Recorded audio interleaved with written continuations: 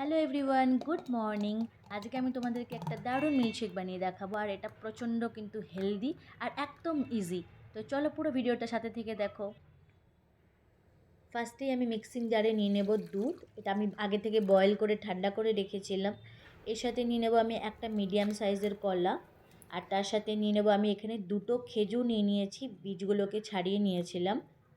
আর এর সাথে আরও হেলদি বানানোর জন্য আমি নিয়ে নেবো এখানে কিশমিশ, আর নিয়ে নেবো আমি দুটো কাঠবাদাম।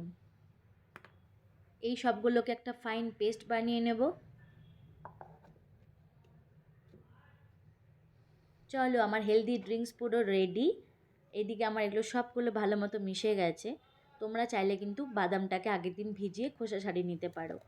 আর এখানে না আমার খেজুরগুলোকে যেহেতু আগে থেকে ভেজানো ছিল না, একটু সবগুলো ভালো মতো মেশে নিই, একটু দানা দানা টাইপের রয়ে গেছে। এই হেলদি ড্রিঙ্কসকে আরও বেশি টেস্টি বানানোর জন্য আমি এখানে 1 চামচ মধু অ্যাড করে নিয়েছি। তোমরা চাইলে মধু নাও অ্যাড করতে পারো। কলা, খেজুর আর কিশমিশ যেহেতু মিষ্টি, তো এগুলো কিন্তু ড্রিঙ্কসটা এমনিই প্রচুর মিষ্টি হয়ে থাকে। মধুতে কিন্তু টেস্ট আরও বেশি বাড়িয়ে দেয়, আর মধু কিন্তু খাওয়াও শরীরের জন্য ভালো, স্কিনের জন্যও ভালো।